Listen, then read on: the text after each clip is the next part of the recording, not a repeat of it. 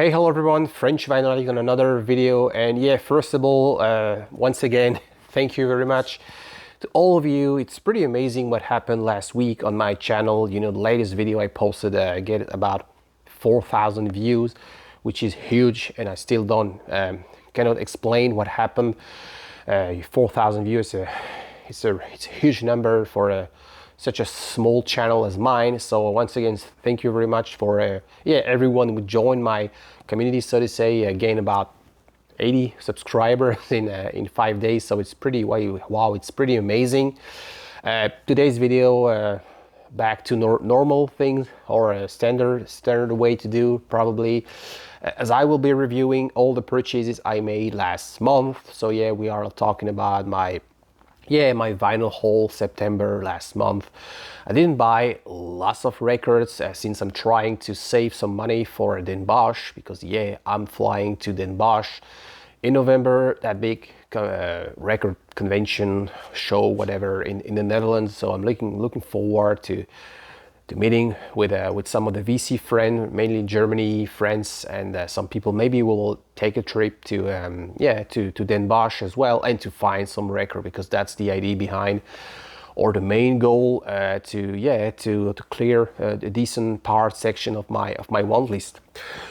Without further ado, let's start with the first of that bunch of records I mainly sourced locally by visiting record stores in Montreal and in surroundings. So yeah, with the first one, I'm gonna send a shout out to my friend Charles. Doesn't have VC channel, but he's a very good friend of mine, and he introduced me when I moved to Montreal to dozens of local bands I knew nothing about, including these ones.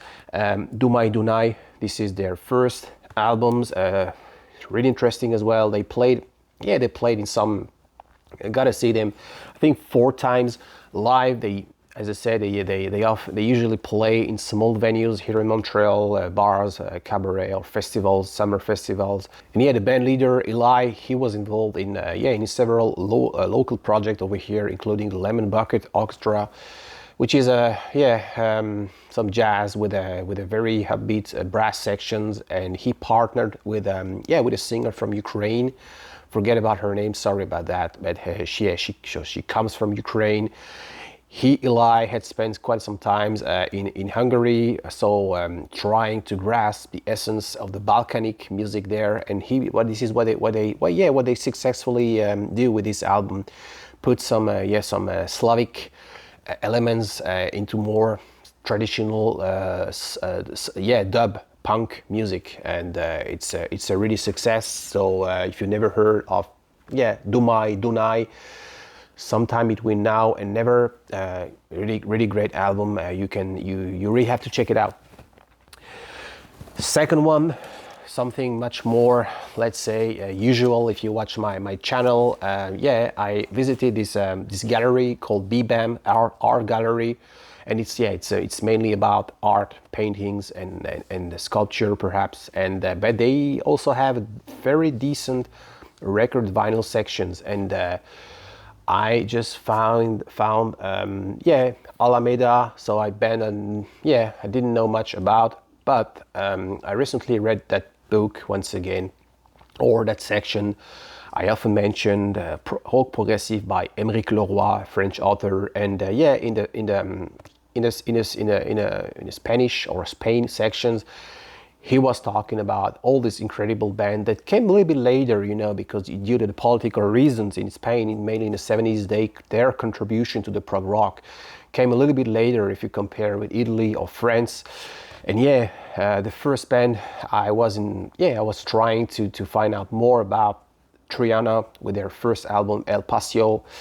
Really great band. And it turned out that Alameda came from the same city, Sevilla. And Sevilla, it's in southern part of Spain. What they did, they were trying to do some fusion, rock andalou, we call now, but it's mainly progressive rock with some flamenco elements, so southern, typical, traditional Spanish music. And still don't have a copy of that Triana El Paseo album, but I was curious to find out about this one, and it's interesting. It's a late 70s progressive rock from Spain. I would say, very honestly, that parts with the keyboards are not my favorite, because I prefer, the good old, perhaps, Mellotron or Mini Moog from the early 70s. It's a little bit, I wouldn't say cheesy, but it's not my cup of tea. But I prefer the songs without keyboards, the typical rock, andalou, flamenco is like kind of stuff. Really worth a detour. So Alameda, if you never heard of that band. Next one, something more classical. This is The Nice. This is Keith Emerson's band, and interesting. It's not a prog rock album. I wouldn't call that progressive album, because to me, progressive, it's all about complexity, structure, not only about the length of the songs. And of course, you had some interesting. And he was already a great keyboard player, no question about that. But that time, in my humble opinion, he has yet to become the greatest composer. He will become a later with the Emerson, Lake and Palmer. So still interesting. Sounds typically like late 60s record, like early Pink Floyd stuff. Some and it has this distinctive late 60s sound. Sounds almost like Hendrixian in a way sometimes, but it's not prog. It's really not progressive, but it is interesting. So The Nice. Now a band I knew very little about as well, despite being a progressive rock music, or in that category, falling into that under this umbrella. Curved Air, and I think Mike from Mike Vinyl Spiral, I think he once mentioned this band during a live stream where Ian, Ranking the Obscure, host every week. And and as I said, I just stumbled upon that copy, UK Press, and it got me very curious. And it's interesting. This one has been released in 1973. So early 70s prog, and the singer Sonia Cristina, I think she played once with the Strobes. So it has this typical folk, progressive folk, but also rock. They have this ability to swing between folk, acoustic, and rock. And the rock parts reminds me a bit of Heart, the band Heart. The two sisters from the band Heart. I have that on top of my head. So Wilson, I think Ann Wilson, and sorry about that. So Curved Air, Airca. I think this is their second album, and it is interesting. So if you like progressive music, if you never heard of that, it's progressive folk, early 70s. You should give it a try. On to the next, and the next one is something I wouldn't call this a grail. And to quote my buddy Ben Rankings, that's things that I didn't have. That how did he say that?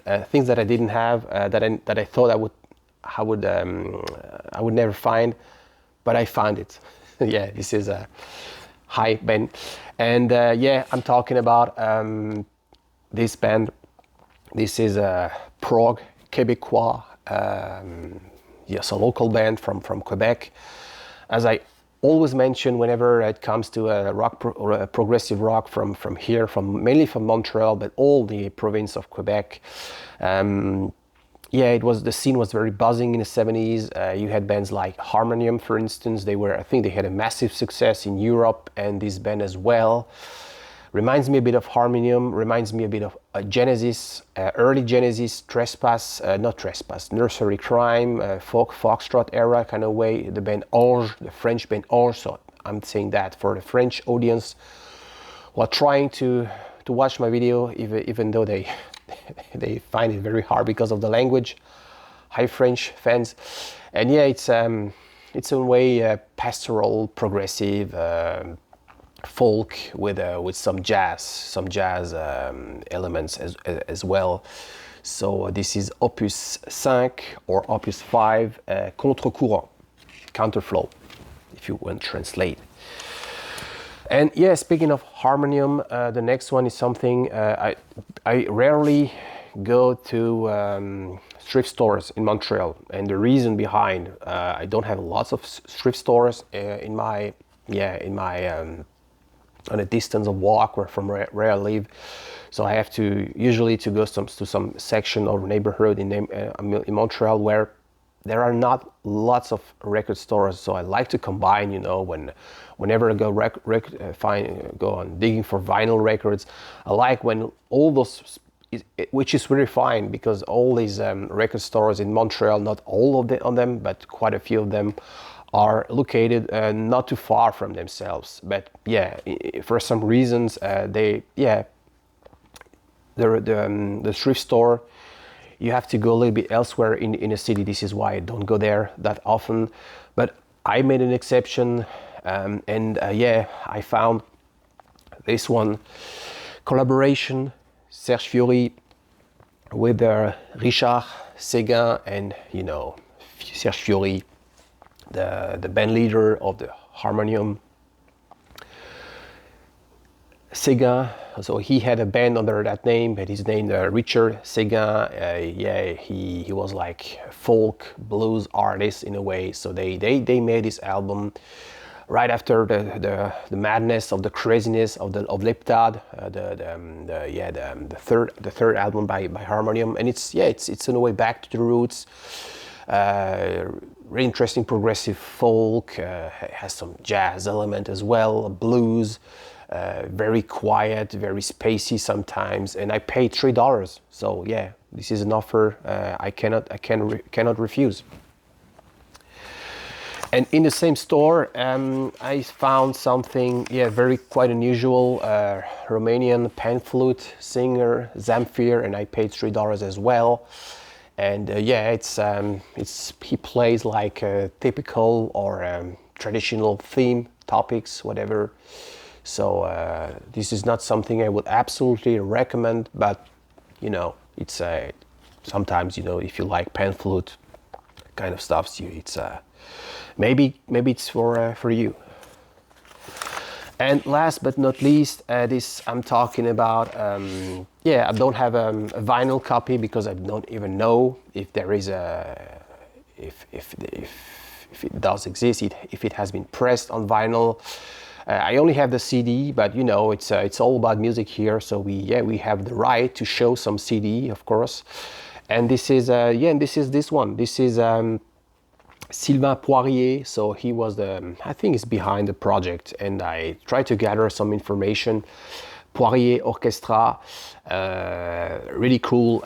It's sort of folk rock, folk rock pop in a way. Reminds me a bit of Carquois, but more joyful, I would say. And he blends jazz elements, gypsy jazz, so jazz manouche, and Afrobeat in a way. Really, really interesting. That's a 10 songs album. I think released. There is no year, so I don't know when it was released. I think it was released 2-3 years ago. Since I made some research, he has YouTube channel. So the first song maybe has been recorded 3 years ago, and this album maybe, I don't know.